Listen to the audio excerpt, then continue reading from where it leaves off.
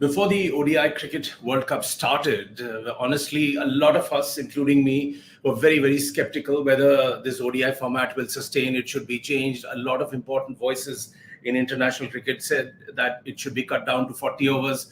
There's too much of a time lag in between. But something dramatic has happened in this World Cup so far. There have been moments, there have been triggers, there have been huge runs scored, some fantastic bowling, let's say, by the Indians. And it has changed a large part of the global perspective on this game. The viewers are coming in crores, in millions. And I thought that we should do a three-part series on this aspect, on ODI cricket getting revived.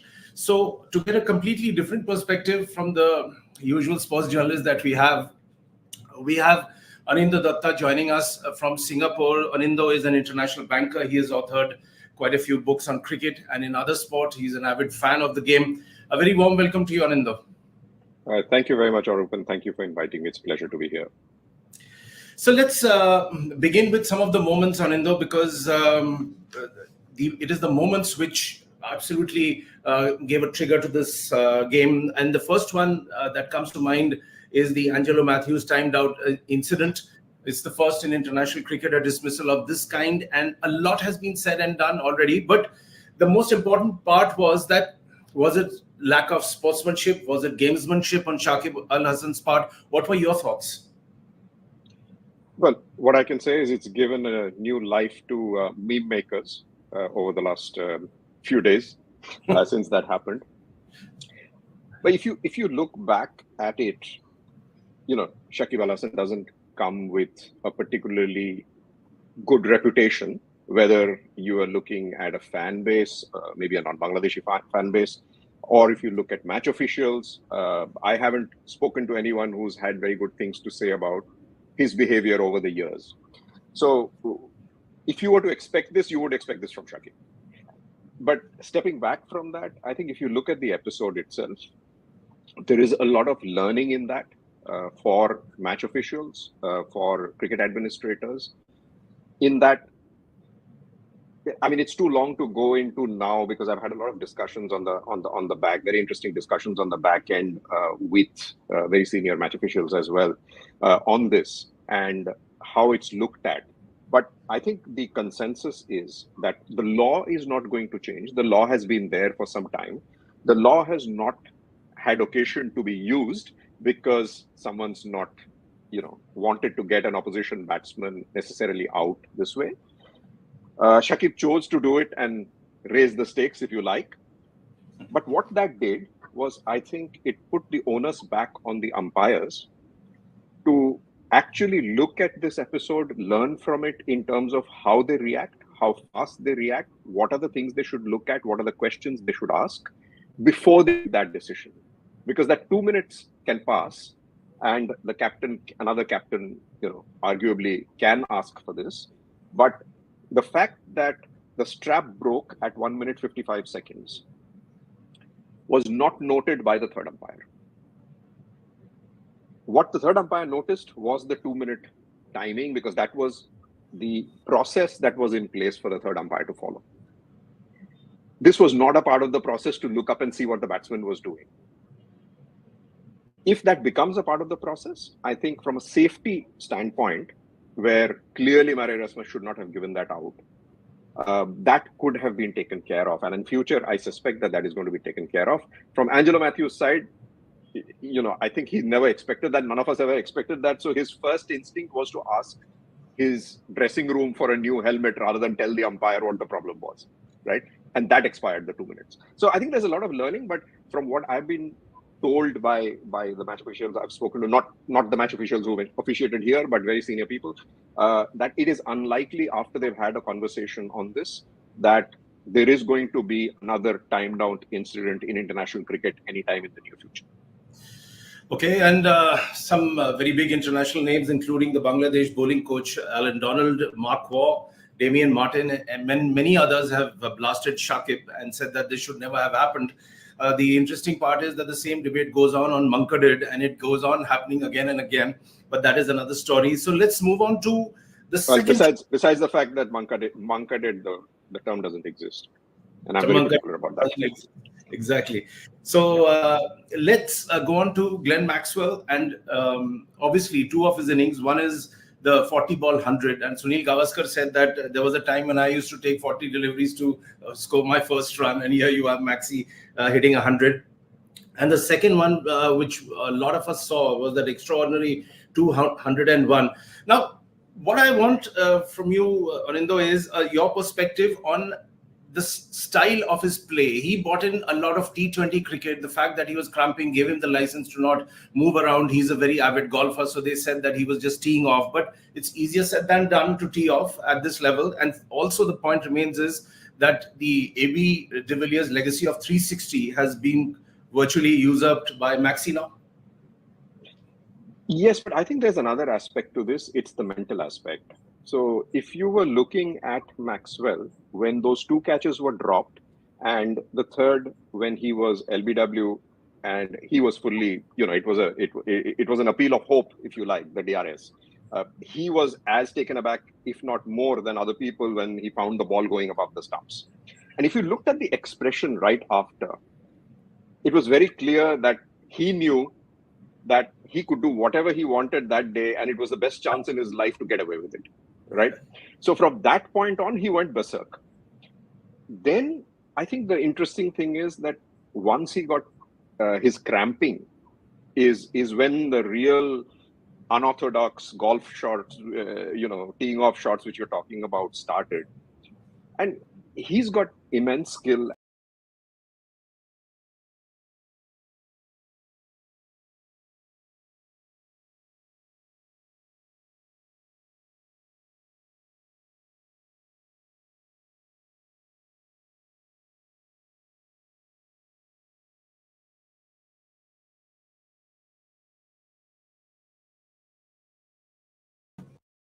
Chose to do it and raise the stakes, if you like. But what that Erasmus should not have given that out. That could have been taken care of. And in future, I suspect that is going to be taken care of. And obviously, two of his innings. One is the 40 ball 100. And Sunil, also the point remains is that the AB de Villiers legacy of 360 has been virtually usurped by Maxi now. Yes, but I think there's another aspect to this. It's the mental aspect. So if you were looking at Maxwell, when those two catches were dropped, and the third when he was LBW, and he was fully, it was an appeal of hope, if you like, the DRS. He was as taken aback, if not more, than other people when he found the ball going above the stumps. And if you looked at the expression right after, it was very clear that he knew that he could do whatever he wanted that day, and it was the best chance in his life to get away with it, right? So from that point on, he went berserk. Then I think the interesting thing is that once he got his cramping is when the real unorthodox golf shots, teeing off shots, which you're talking about, started. And he's got immense skill as a T20 player. The first time I saw him playing was at the IPL, even before Australia picked him, right? So he really has that skill, and what he was doing was trusting his instinct and his bat speed to just go and reach. As long as he more or less his bat was anywhere near the ball, he trusted himself to play like that. It was an absolutely incredible innings, and I dare say you're never going to see that kind of an innings again, because it was very special circumstances which led to that. Probably just as you're never going to see another Kapil Dev's 175, which was again in a very particular situation with different rules at that time, etc. And the debate's already started, obviously, which is the greater one. And, I think it's better not to get into that because the parameters are completely different. But it was an incredible innings. And like you said, like ABD, but if you look at Surya Kumar Yadav, today's ABD, if you like, in T20 is the same, right? Because the license is essentially that do not put a price on your wicket. So mentally, the moment you don't put a price on your wicket, you can do whatever you want. Right? And that's the situation Maxi found himself in. Let's move on to the top three batters in the World Cup, because they have also been providing triggers for change and the way they've been batting. The number one batter is QDK. Now, Quinny has already smashed a couple of hundreds, back-to-back centuries against Sri Lanka, Australia. Then he hit two more. He tops the run getters table with 550 runs. Virat Kohli is next. He equaled Sachin's record, as we know, with of most ODI centuries with his 49th 100. He moved to second spot with 543 runs in 8 games. But the most remarkable guy for me has been this 23-year-old Rachin Ravindra, who's number 3rd on this list. He has 523 runs and an outstanding average of 74, including 300s. So, Anindra, let's begin with Rachin for a change. And here is a 23-year-old guy who would have never made it had it not been for injuries, with some luck. And what a remarkable player he's turned out to be. I mean, all the big guns are calling him a superstar already. Well, as of today, after the match last night, he's actually at number 1. So he's, I don't know, he's got like 565 or something in that range right now. And it's just been a complete revelation seeing Rachin Ravindra, the ODI batsman who came in, as you rightly said, when Kane Williamson got injured with a absolutely freak accident. And he's just the next big thing for New Zealand, or the current big thing for New Zealand, if you like. Because, you know, after the performance at this World Cup, where a debutant coming in and scoring the amount of runs he has, with the assurance that he has, with the quality of batting that he has shown, I think it's just remarkable. I mean, he's putting in shame, if you like, Rohit Sharma's performance in 2019, which was remarkable to begin with, right? And Rohit Sharma already had experience by then. So he's someone to look at for the future in all formats of cricket. T20, I'm sure he's going to do what he's going to do. But I think ODI has a real space for him. Test cricket has a fantastic space for him. And statistically, Rachin is now, like you said, he's number 1 with 565 runs, but he's played 9 matches. The other 2 gentlemen have played 8 matches so far. So this catch-up will go on, but they are among the top 3, suffice to say. Moving on to Afghanistan, and it has been a phenomenal dream run for this team. They came in as minnows, and Jonathan Trott said a very interesting thing, their coach, that I never wanted them to be just filling up the numbers. I wanted them to win, experience that. And boy, have they done well. They won 4 matches. They are no longer considered minnows, and 11 of their 15 players are under the age of 25. Your thoughts, Anindo, on Afghanistan? Oh, I'm absolutely in love with the team. They're, I have a special place in my heart for spin bowling, right? So of course, with 4 spinners, how can you go wrong with a team as far as I'm concerned? And they're all quality spinners. But we already knew about the ability of their spinners because of, how much they play, from Rashid Khan to Mujib, to all of them, to how much they play in the T20 leagues. But their batting has been a complete revelation as well. So I think what's made Afghanistan special here is that inherent fighting spirit that they have, given where they come from, and that hunger to win. They've had a remarkably fast learning curve of all the teams that we can see. And now their batting and their bowling have come together well. And for some reason, they have adapted extremely well to the ODI format, perhaps more than a lot of other people, where not too many ODIs were played by most teams over the past 4 years. And they certainly haven't had the opportunity to play the big teams. Australia refused to play against them, etc. So it's just completely remarkable achievement by them. They probably will not get to the semi-finals, but the next 4-year cycle, fully expect them to be in the top 6 and not a minnow, as you said. And the important point that you made also was that we did a statistical analysis of the number of ODIs that they played. So it's not bad. But at the same time, most of the matches were against Bangladesh and Sri Lanka. So they need to play more against the big boys to get that match-winning feeling. And like Ajay Jadeja said, that they must learn how to close a big match, which is a very valuable lesson. And the lack of experience showed, against, when Maxi went berserk, the lack of experience showed in terms of how to handle that. So let's move on to the top 3 bowlers, not in any particular sequence, but Sri Lankan Seema Dilshan Madhushanka. He has 21 wickets in his name in 8 games. Zampa has 20 wickets. Marco Jansen has 17 wickets. And of course, India's Mohammad Shami has done a brilliant job with 16 wickets, having played much lesser matches. When we look at these bowlers, Anindo, let's discuss Adam Zampa first. Like, he was supposed to fill the big boots of Shane Warne, which possibly no one can, but that's a separate debate. What do you think of Zampa? I think Zampa's improved tremendously over the past few years. He's taken on the responsibility of being the inheritor of Shane Warne's legacy, if you like. Those are shoes that no one can fill. Forget about Adam Zampa. But he has come up in leaps and bounds. I've been watching him play for a long time. I've watched one days in Australia as well in the past, and his transformation has been remarkable. What I loved best about him was just before the World Cup, he gets hit for 113 runs. He is completely demoralized. It takes him one or two matches, and then he comes back into the World Cup, and look at him, as you said, he's number 2 on the list. Quite remarkable. Again, mental strength.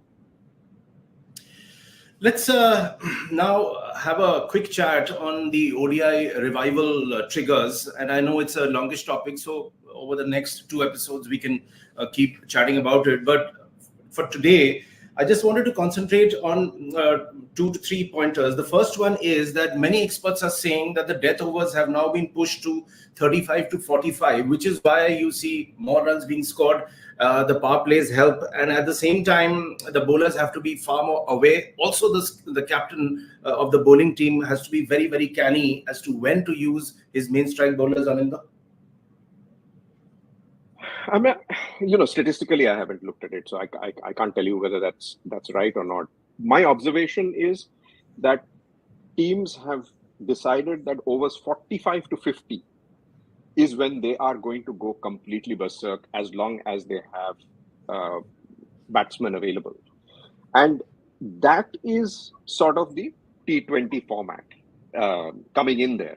But what's been interesting for ODI, and the reason why I think you're seeing many more people enjoy the revival or understand why that format is so interesting, is because you're seeing teams with very different approaches, but having success. So you've got a South Africa, which approaches it completely differently. You have an India which never used to go at it in the beginning, and yes, Rohit Sharma's gone against all his I guess the instincts which held him back in the past, and he's just taken on a completely new role, which is taking India, to high scores in the power play. Again, you've got other teams which decide to go slower and then they go faster later. They build it up, etc. So different approaches are working, and the interesting thing is, I think people are beginning to realize that the skill sets required for an ODI are very different from the skill sets required in T20. So if you are a world-beating T20 batter, you can't naturally expect to show up at an ODI, as Surya Kumar Yadav is discovering, and expect to perform well.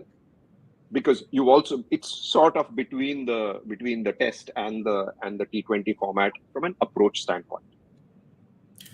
Also, the point that you're making is, and again, quite a few venerable gentlemen in the com box kept making the point, including Sunny Gavaskar, who's from a completely different generation, that the ability to show patience, the singles, twos, and threes matter. Also, the fact that the ability to dig deep, which is again what Virat Kohli said, that you may not just come in and start blazing away, but if you can assess the situation, that situational awareness has given a lot of moments. Anything that you have in mind which you feel has been really worth watching in this ODI series, and it has definitely taken away the boredom that used to swamp this format earlier?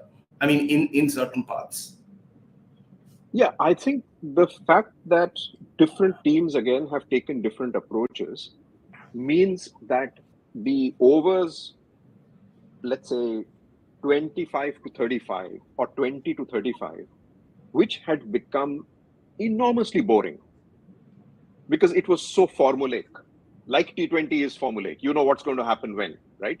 So the middle overs of ODI had become very formulaic, which is not the case now, because since different teams are playing different approaches, the middle overs, yes, you take your ones and twos and you try and get 6 runs and over, but people are also attacking in those overs because they are, from a situational awareness standpoint, as you rightly said, they are looking at bowlers who are coming in to bowl there and going after them, right?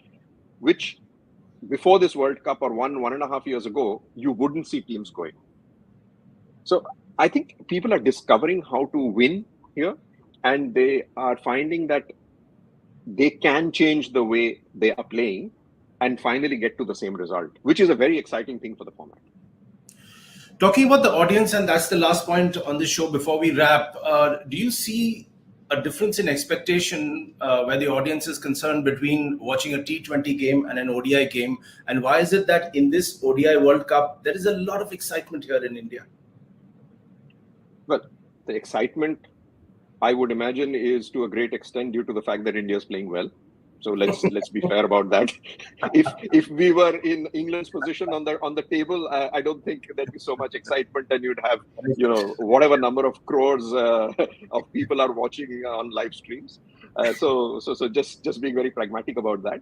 But I think it's a big task for ODI to take over viewership from T20 just because it is much longer.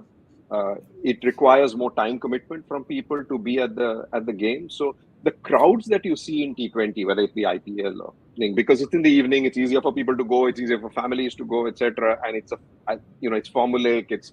There's a lot of tamasha involved in that, and batters just go crazy. So it's a batter's game, right? So I think that will probably remain. But ODIs, I think, if you time them well, then they have a space in there. Just as Test cricket has made a comeback, whether it be thanks to baseball, whether it be thanks to Virat Kohli, there are 2, 3, 4 things which have brought about a revival in Test cricket. And I think ODI is going to go through the same, but we have to be very careful how many ODIs you put where, and not expect it to, all 3 formats to perform as well as the T20 does from a commercial standpoint. Absolutely right. So we'll leave it at that, Anindya. Thanks for joining in, and for our viewers, we'll be back with 2 more sessions. And thank you for your time. Bye. See you soon.